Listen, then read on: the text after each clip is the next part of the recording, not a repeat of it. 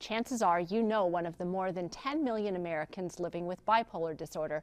Far more than being moody, this illness affects how you feel, how you act, and how you think. Learn to recognize the signs and when and how to get help for bipolar disorder. Next on Speak Your Mind.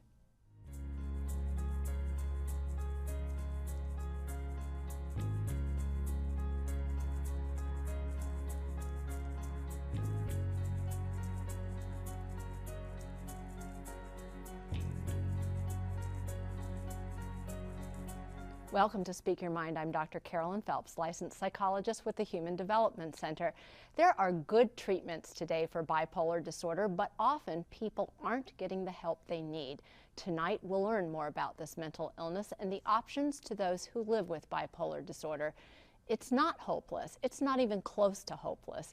If you have a question or a comment on the topic, call the numbers on your screen right now. Locally, dial 218-788-2844 or call toll-free at 1-877-307-8762. You can also text us your questions or email them using the number or address listed at the bottom of your screen. And we'll be taking your questions during our entire show. So now let's meet our guests. Dr. Steve Sutherland is the Chair of Psychiatry at Essentia Health and the Medical Director of Amber Wing Center for Youth and Family Well-Being. Dr. Dan Diallard is a licensed clinical psychologist with the Duluth Psychological Clinic who provides therapy to a broad range of clients, including those who suffer with bipolar disorder. And Nick Hansen is a man living with bipolar disorder who is here to share his journey through recovery. Thanks to all of you for being here this evening. I really appreciate it. And I think a really good place for us to start is for a description of the disorder. And because there are kind of two sides to this disorder, we're going to split it up. I'm going to have you talk first, Dr. Sutherland, just explaining what mania is like and what the symptoms of mania are. Sure. Well, ultimately, bipolar disorder actually means that a person has had an episode of mania and may have had multiple episodes of mania, may have had depression. But so the question, what is mania, becomes the fundamental diagnosis of bipolar disorder. What mania is it's an elevated, escalated, many terms like that used to describe it, state where you might say this, the brakes come off the body's usual mechanisms to regulate anything that's fast moving. So fast thinking, fast emotions, fast moving, the ability to settle down for sleep becomes impaired. So the body loses the ability to slow itself down essentially. And so one ends up with not just mood swings, which is sometimes in popular culture almost becomes synonymous with bipolar disorder, which isn't correct. But what happens is that the person becomes sped up to the point where they have not only less sleep, but they have a decreased need for sleep. The feelings, positive feelings become sort of unbridled, and we get euphoria, and that's where the things like grandiose delusions, false beliefs about how great one is, and some of those kinds of things can happen. That's the most common description for when a person goes into a state of mania. And fundamentally, the key, one of the key determinants is that this is a person where anybody who knows them, loved ones, friends, coworkers, would say, that's not the same person. And so there has to be a departure from a baseline state.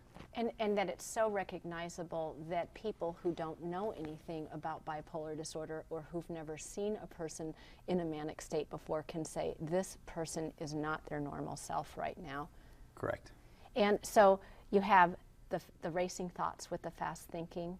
A lot of my clients, when I'm asking them about bipolar disorder who've had that experience of mania, will also describe that idea of my mouth can't, I talk too fast, people will tell me I talk too fast, but also that my mouth can't keep up with my thinking. Right. As fast as the mouth is moving, the mind is moving faster. Right.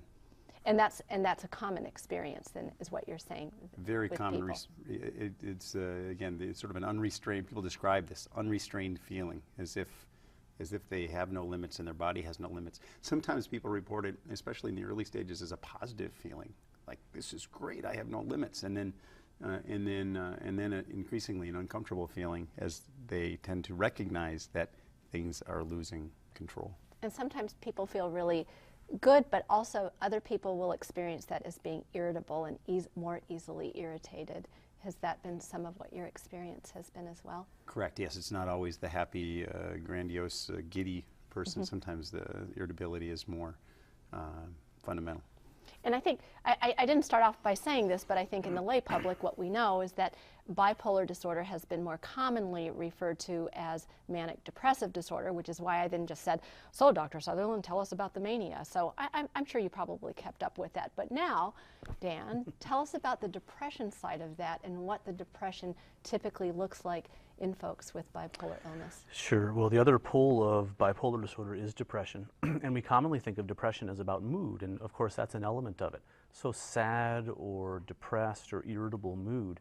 But depression also affects how we think, it affects our behaviors, it affects our relationships with other people. So other symptoms might include sleep impairment, concentration impairment, sort of a loss of interest or loss of pleasure in our usual activities. It can even become so severe where we have thoughts of harming ourselves. And the depression in bipolar disorder looks like the depression that people suffer in other sorts of disorders, but it can sometimes have what we call an agitated or mixed element too, where sometimes even the euphoria that Dr. Sutherland mentioned can be mixed in with some of the irritability or depression. Some of the agitated energy of mania can be mixed in with sluggishness. So the diagnostic picture is often very complicated, and it can be quite confusing to the person who's suffering from it even as well. So those are the highs and lows that the doctor's side described. They're pretty accurate. They're pretty accurate. Okay. So Nick, tell us what you know, when you first started noticing that maybe things are a little different for me. Number one, when was that, and how did you come to that? Well, I've read that for adult bipolar disorder, the typical age of onset is 18 to 23, and maybe my sophomore, junior, senior year in college, I started experiencing some of these things, elevated moods, and at that time it was more what Dr. Sutherland was talking about initially, the kind of giddy, the exuberance, like this is cool, I don't have to sleep, I can go all day, I can get a lot done, but as it's progressed since then, and I'm now 25, the more recent manic episodes have gotten to that point of where it's not fun, it's dangerous, and it's there's consequences and hospitalization and that kind of thing. But even within that, you might start in that stage where you were depressed, and then when you start feeling good again, initially you might have that kind of giddy thing, and you might not want to tell people, you might want to encourage it because you felt so bad, depressed for so long that it's easy to embrace that, and then it might get out of control before you can do anything about it. And I did read recently, I've been brushing up on bipolar factoids, but apparently bipolar depression hits a different part of the brain than unipolar depression. Not that one is worse than the other, I think, but the person with bipolar depression might be more prone to like a bedridden type of depression, and a completely kind of unmanageable thing. And you're nodding your head here when he says this, and so that was the reading he did, and do you endorse that reading? It's often true that maybe it's the body trying to establish a new equilibrium. Some people have described it as a state of utter exhaustion after the body has sort of expended itself many times, and sometimes it may well be that there's much about the brain that's still a frontier that we don't understand. Why are these different systems of the brain engaged? Why is the depression and bipolar disorder that much more of a, say, bedridden or debilitating nature? Not always true, but often is. And I appreciate, Nick, your willingness to tell the story too. And is that what you have found in your own bipolar illness, Nick? Is that the depression kind of lays you flat? Depression stinks. Yeah, I mean that thing you were saying, Dr. Sutherland, about the different person. It's not the same person, and might be more noticeable in mania.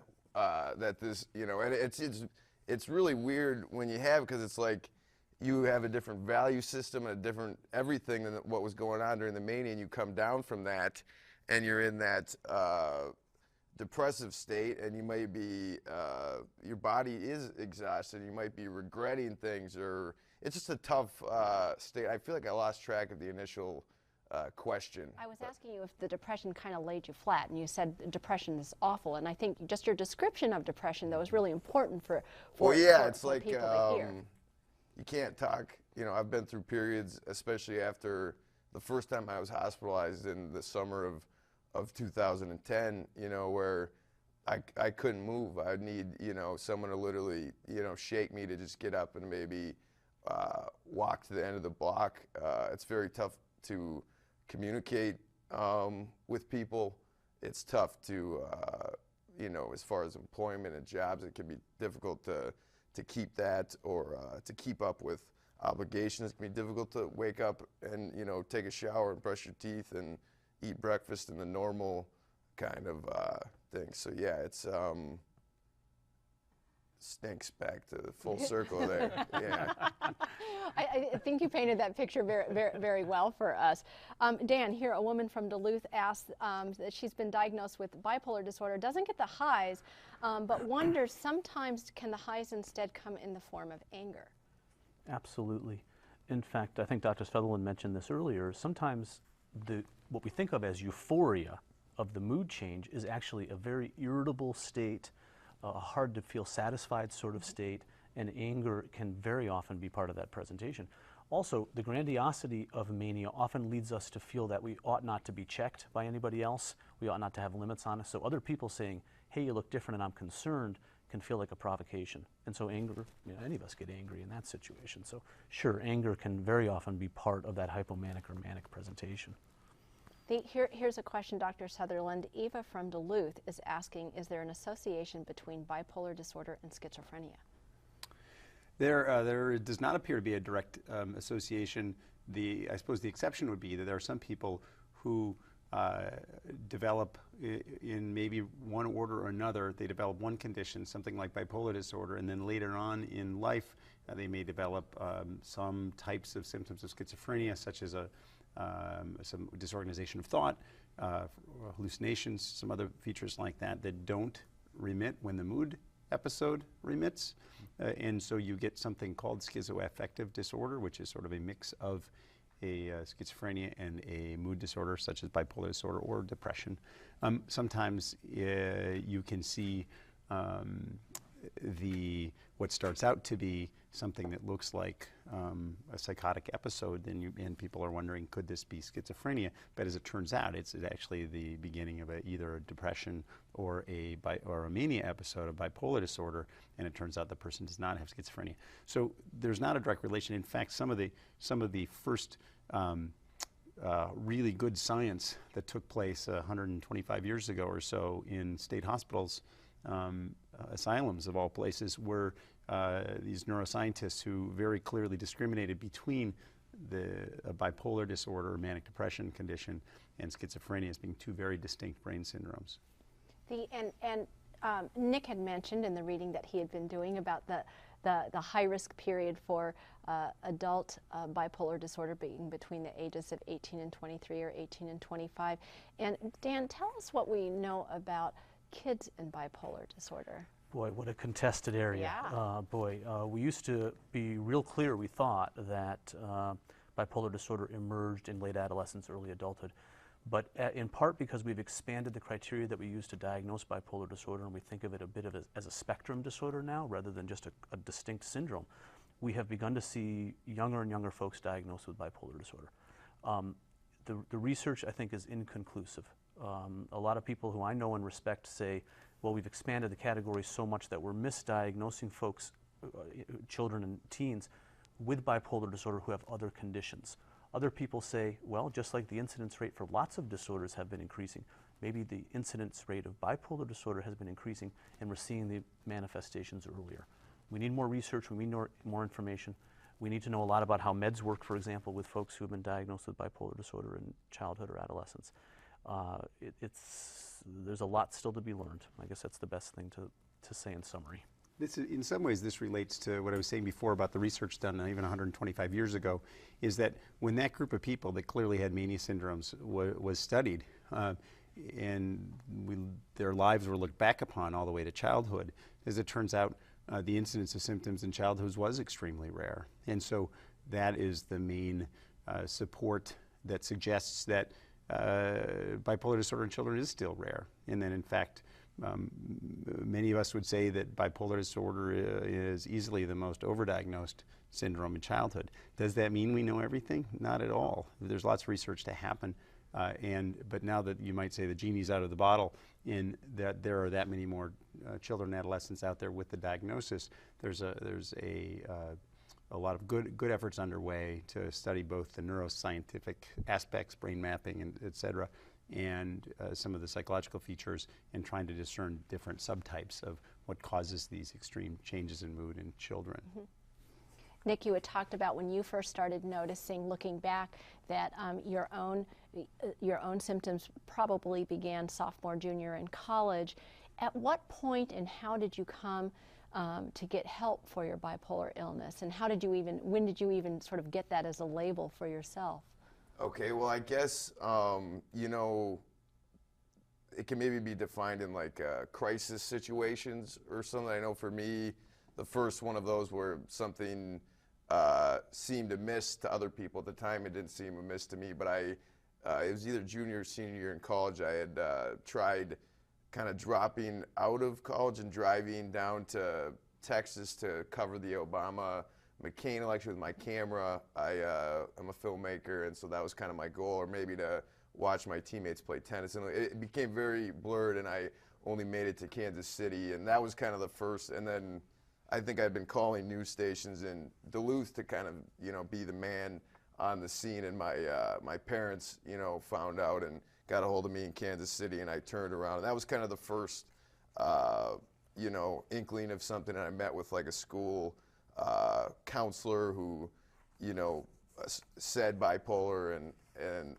that kind of thing. I don't know that I thought a whole lot about it, but some other things, you know, occurred, and I guess I got the initial diagnosis was bipolar disorder not otherwise specified.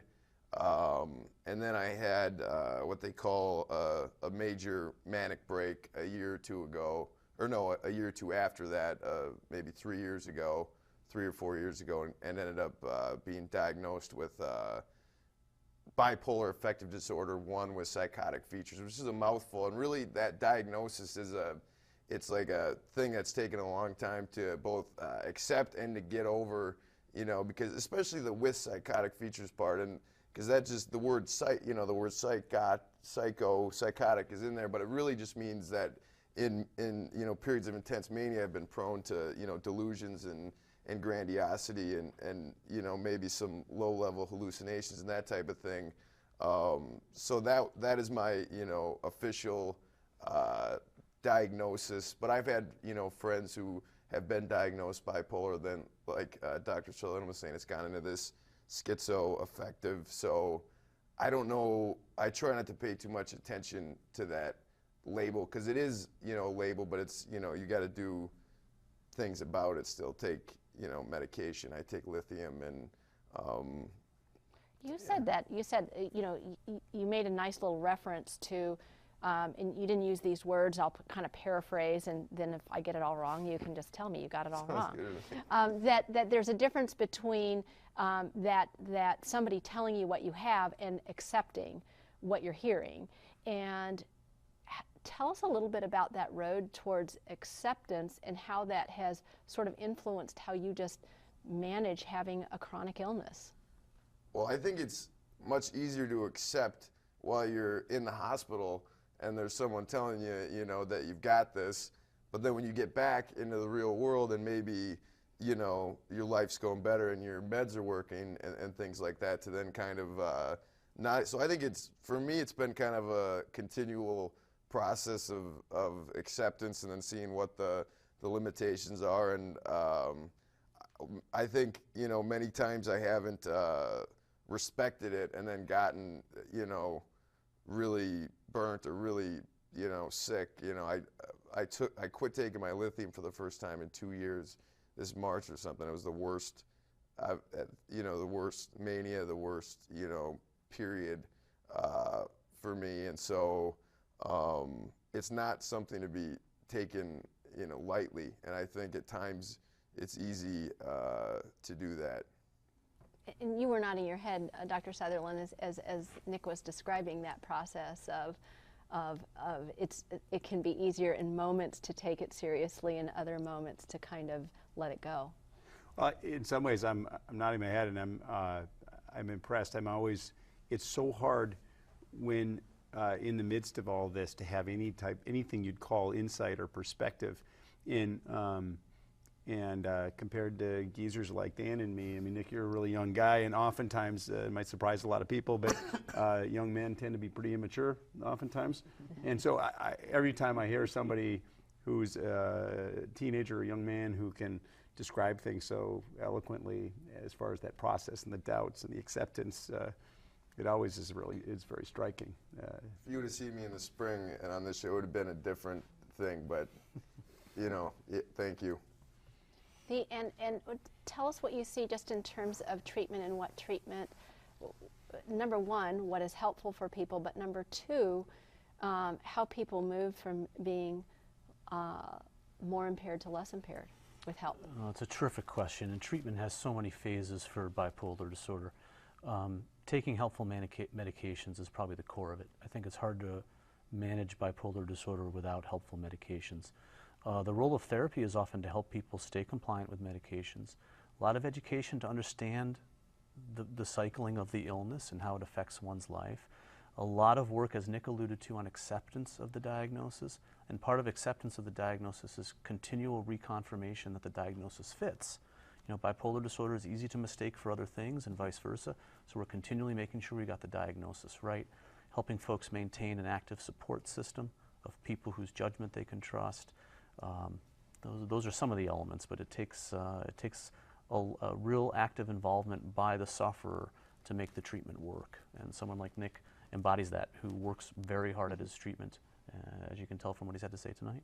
And I think part of this too is that knowing kind of what your own profile looks like, if you're the person with bipolar illness, knowing that when I start to do X, that's my sign I'm going into a hypomanic state or a manic state. When I start to do Y, that's my sign I'm about to go into a depressive state. Tell us what you see in your own practice about that. Typically what I see is that once a person has been surprised, disabled, disheartened, affected by an episode, they will often their healthy instincts will reach out to friends in exactly that way, and it'll sort of like say, you know, kick me if you see this, and don't let me do this without you getting me some help, and that's just, it's a natural thing that happens once a person has been through the horror of either a severe mania episode or a severe depressive episode. Can I add to that one of the cruel aspects of bipolar disorder is the way it can rob self-awareness. So when you're in a sort of a euthymic state, you can have a good sense of, I'm doing okay and these are my risk factors, et cetera, but especially as one moves into hypomania or mania, self-awareness and judgment can be eroded. And so it's so crucial to develop a sense of whose judgment can I trust at those times to tell me I'm slipping. Message of hope for other people out there, what would you say? Oh, wow. I'm tongue-tied all of a sudden. I would like to say quick that, like, maybe definitely a message of hope, but also just some common sense that I've ignored many times is this: you don't want to listen to that, your inner sanctum or your family or your close friends when you're in those states and they're telling you, hey, you're tipping here, you're showing me these symptoms, you told me when you were stable you wanted me to say something. And then that actually comes and you're feeling that mania. You want to just tell them to, get away from me and go do your thing. So that's the message, to myself that I'm trying to tell myself as this springtime is coming up, and that's usually a tricky time for me, is to trust, the people around you, and trust, the people helping you, whether it's professionally or friends, and, the whole kind of take it you know, moment by moment and day by day, and try to do those little things right, like taking your meds and everything. And you know, if I would have heard myself saying this a couple of years ago, I'd been, what a sellout, man. You know, but really that's it. You got to do these little things right. And I love what you just said, which is that this coming to the awareness, and we're out of time here, and so I'm going to wrap us up. But what a wonderful thing you just said, Nick, which is that this you're not selling out by doing what you ultimately know is going to help you the most. And I think Nick stands here certainly along with Dan and Dr. Sutherland as being ambassadors of hope for people with bipolar illness. And there's help to be had out there. Get the help and embrace your families and support as people who can be part of your support network as well. And before, we're going to start something new. And the new thing we're starting this week is the You've Got to Be Kidding Award. And the You've Got to Be Kidding Award this week goes out to NBC and their new show that I think premieres tonight, Do No Harm, which is doing its best to continue the stigmatization of mental illness. Way to go, NBC, on that. Honestly. Don't forget to visit us on the web at speakyourmindonline.org, where you can find a schedule of our topics and resource links, and read my blog, the place where I answer more of your questions. I'm going to be answering a lot because we didn't get to all of them. You can also email us your questions about next week's show, when we'll talk about memory and mood changes as we age, because it's a comin', people. I'm Dr. Carolyn Phelps. Thanks for watching, and good night.